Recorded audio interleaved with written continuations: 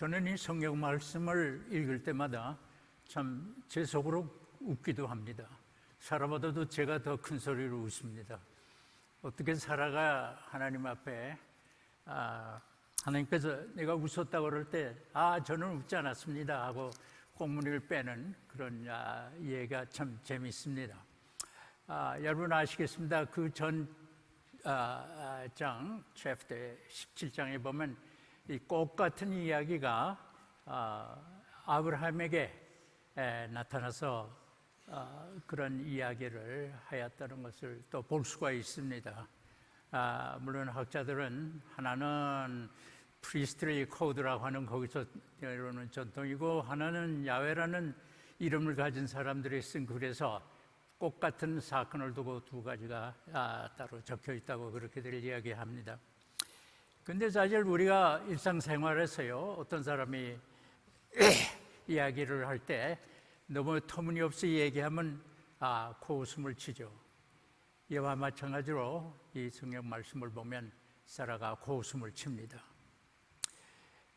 성경 말씀에 늘 하나님께서 인간의 몸으로 이렇게 나타나는 그런 거를 우리가 특별히 구약 성경에서 많이 볼 수가 있습니다. 여기에도 아브라함이 상수리 나무 밑에서 쉬고 있는데 새 나그네가 찾아옵니다. 이렇게 아브라함이 이 나그네를 극진히 대접하는 것을 볼 때 아마 이분들은 귀한 손님이라는 걸 이미 아브라함이 알았을 것입니다.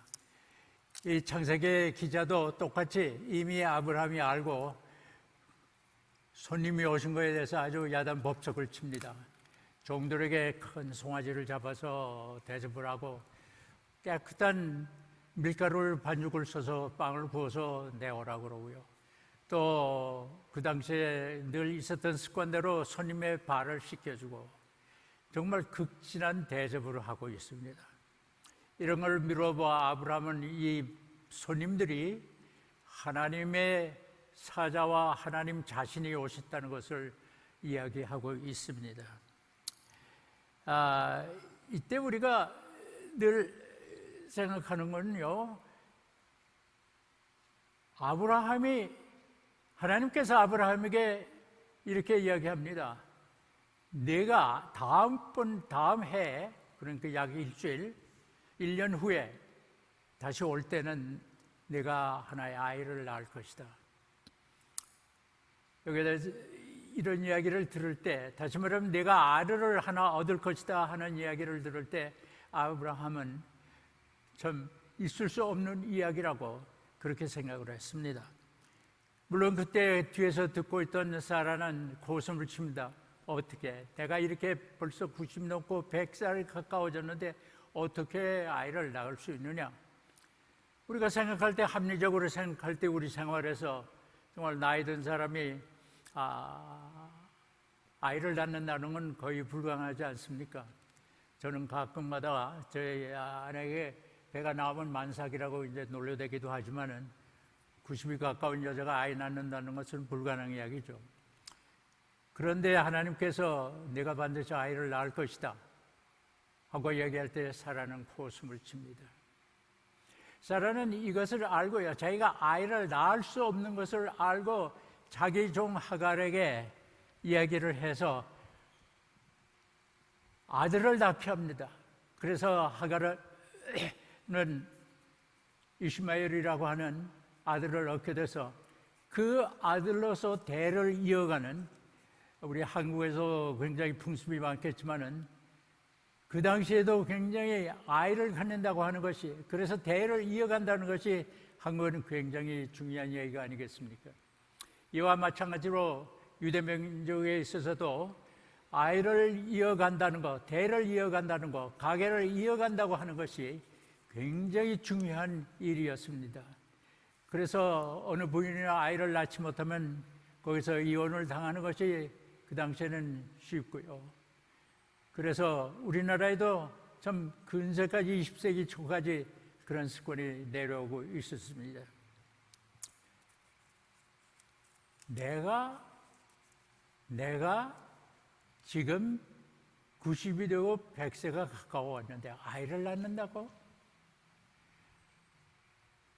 장막 뒤에서 듣고 있던 사라는 고숨을 칩니다. 그럴 일이 어떻게 있을 수 있느냐. 우리는요, 불가능한 일을 누가 이야기한다면 참 고숨을 치죠. 어떤 사람들이 내 사람이 와서 나에게 내가 저 산을 옮겨서 이쪽에 놓을 수 있다, 그런 믿음이 나한테 있다, 그렇게 얘기하면 우리가 고숨을 칠 것입니다. 어떻게 불가능한 일, 합리적으로 생각할 때 우리가 어떻게 불가능한 일을 내가 그렇게 정말 참인 것처럼 이야기하느냐고 그렇게 이야기할 것입니다. 그래서 우리는 불가능한 일, 있을 수 없는 일을 누가 이야기한다면 뻥치지 말라고 그러고 웃어버립니다. 그리고 어떤 때는 놀리기도 하고요.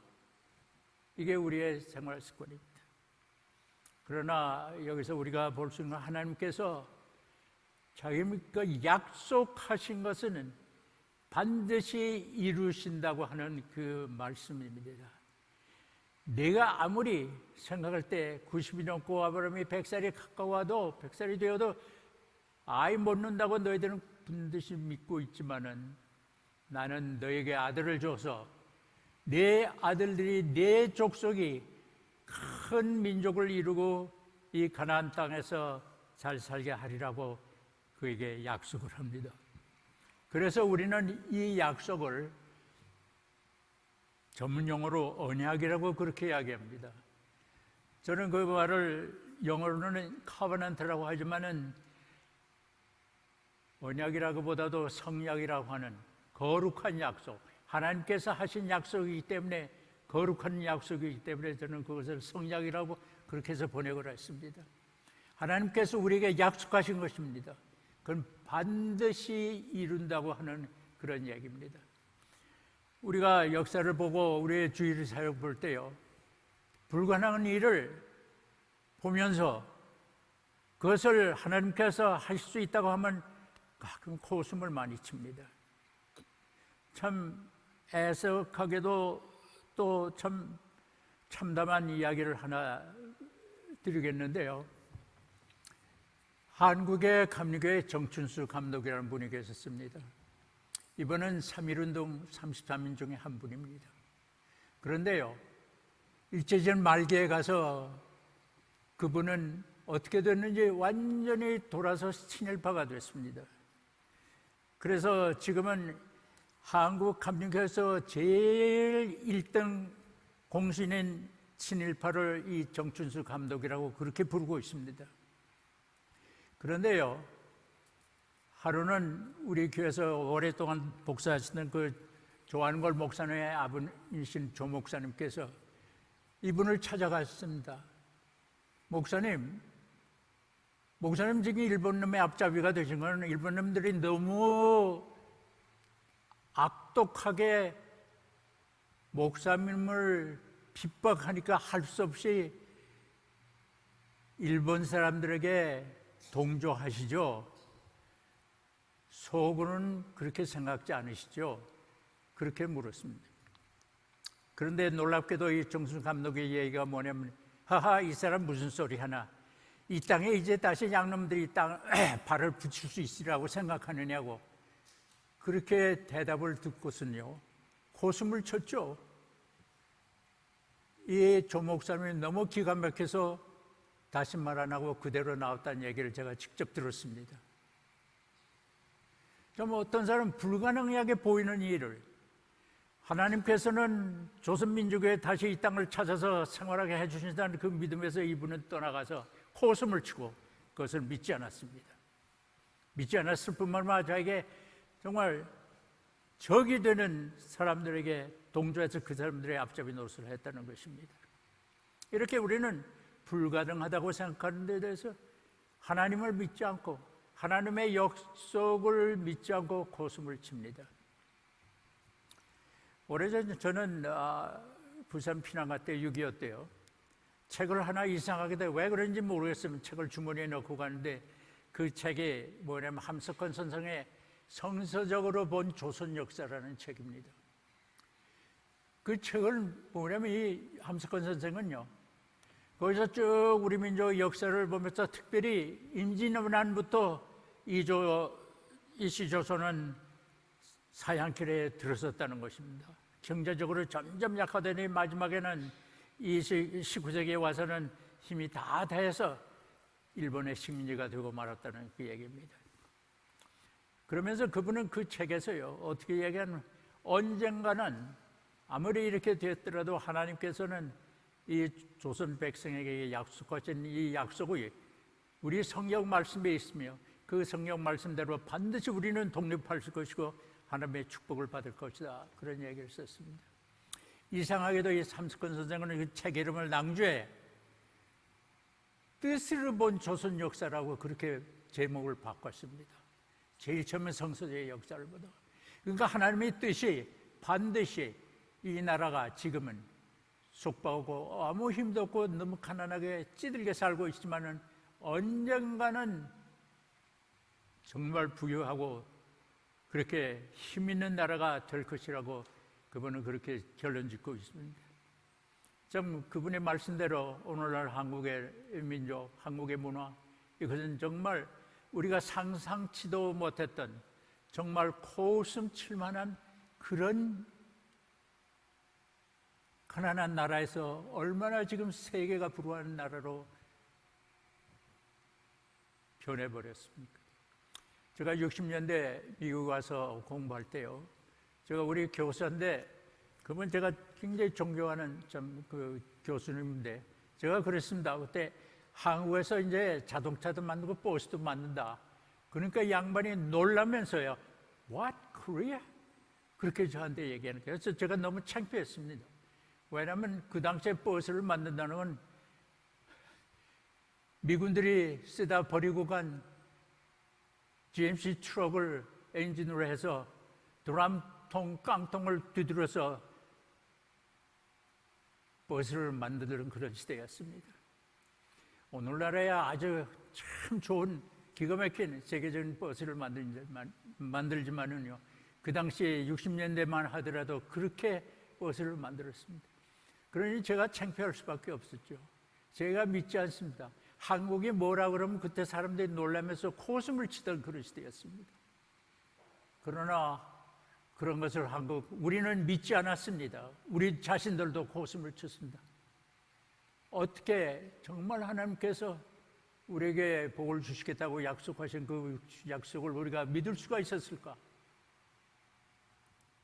그러나 하나님의 약속은 꼭 이루어지십니다. 우리가 아무리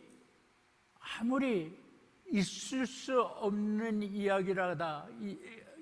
일이라고 할지라도 하나님께서는 그 약속을 이루시는 분이라는 것을 저희는 믿어야 합니다.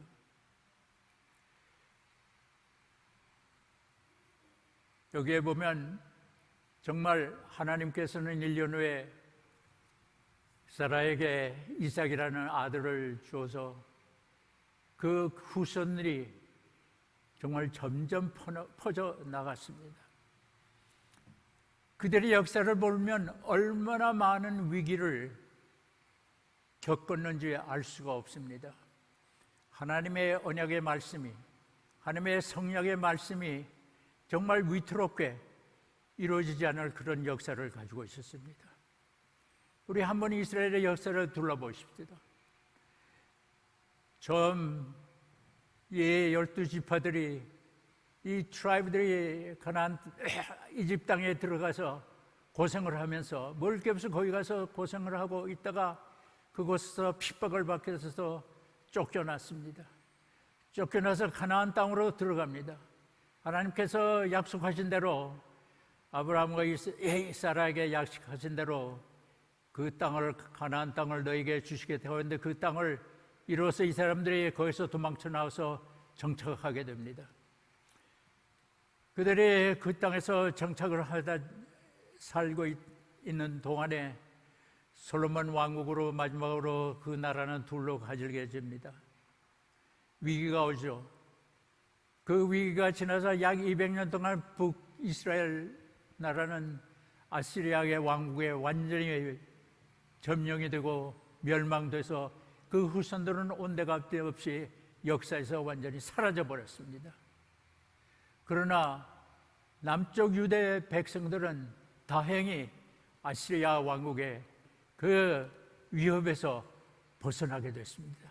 그 당시에 아시리아 왕실에 문제가 생겨서 더 이상 이 아시리아나 유대를 침략을 못했습니다. 그러나 그 역사는 또 어떻게 됐습니까? 얼마 지나지 않아서 500년 내에 그 다음 그 메소포타미아에서 큰 세력으로 일어났던 바빌로니아 왕국의 남유다는 또 망합니다. 이제 이스라엘 민족은 야곱의 자손들, 아브라함의 자손들은 이 역사에서 다 이 세상에서 사라지는 것처럼 보였습니다. 그러나 하나님께서는 그들을 또 그대로 버려두지 않으시고 바빌로니아를 망가뜨린 페르시아를 통해 가지고 다시 이스라엘을, 유대 민족을 회복시켜 줍니다. 그러나 이 유대 민족은 400년도 못 가서 이제 헤롯 왕 때 완전히 망하고 맙니다. 이제는 로마 제국이 와가지고, 그전에는 마케도니아 대왕 때 와서 망하지만 그래도 왕국을 유지하다가 로마 타이터스 황제가 예루살렘을 70년에 점령한 다음에는 완전히 유대 민족은 이 땅에서 사라지게 됩니다. 그러나 자기 땅을 잃고 이 민족들은 유럽으로 다 흩어져 나가게 됩니다. 이제는 소망이 없습니다. 하나님의 약속은 어디 간지 다 없어지고 1900여 년 동안 이스라엘 민족은 방황하고 나라 없이 정말 여러 백성들한테 천대를 받으면서 살아왔습니다.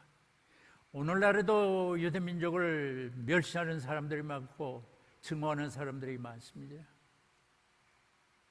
물론 잘못한 것도 많습니다.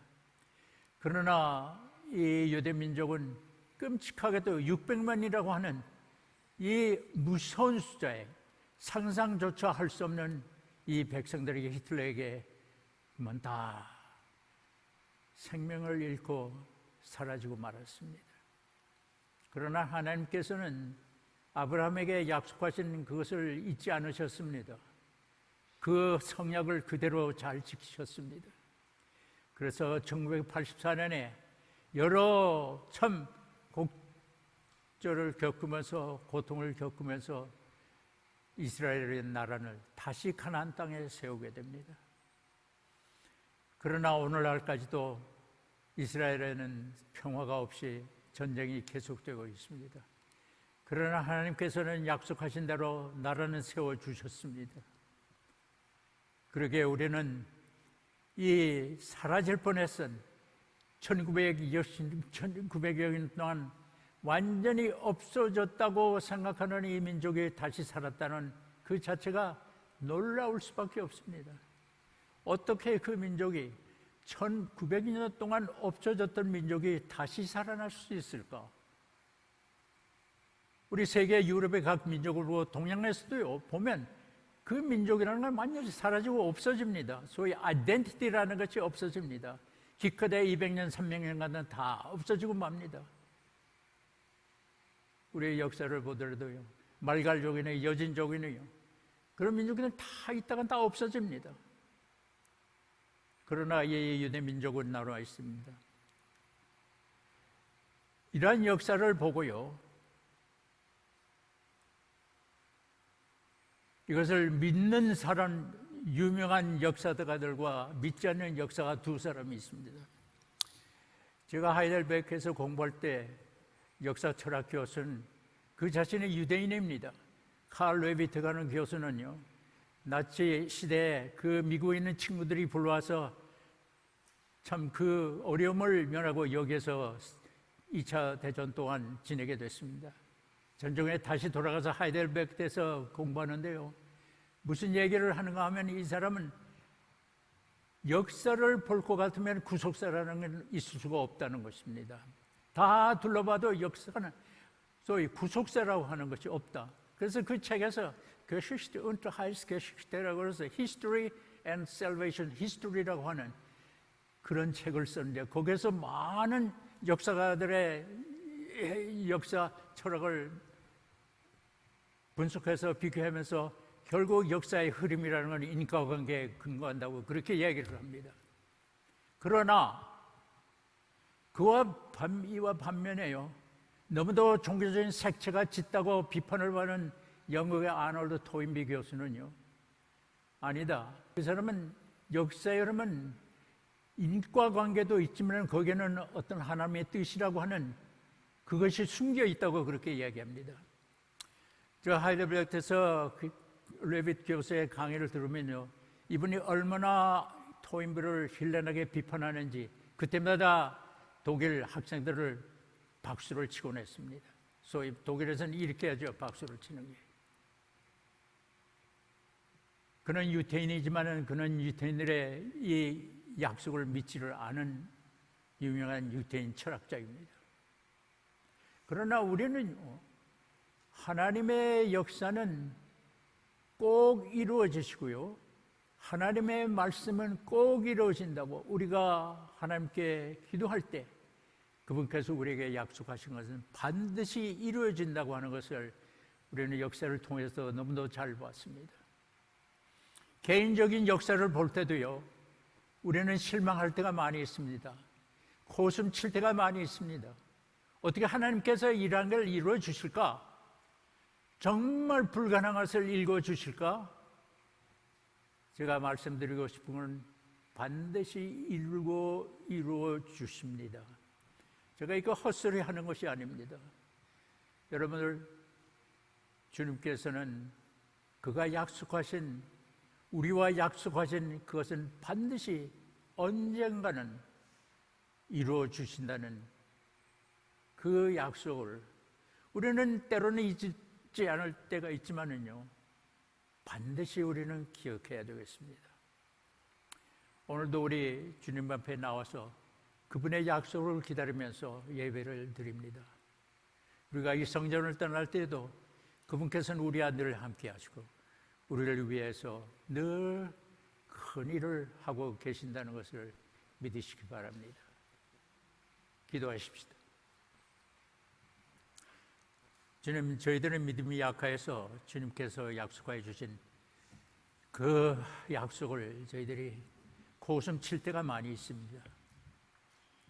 주님, 저희들은 너무도 약해서 저희들의 생각으로 엄청난 일이 닥쳐올 때 그것을 믿지 못합니다. 그러나 주님께서는 저희들이 알고 모르게 이 저희들의 복지를 위해서 늘 활동하고 계시는 것을 저희들이 압니다.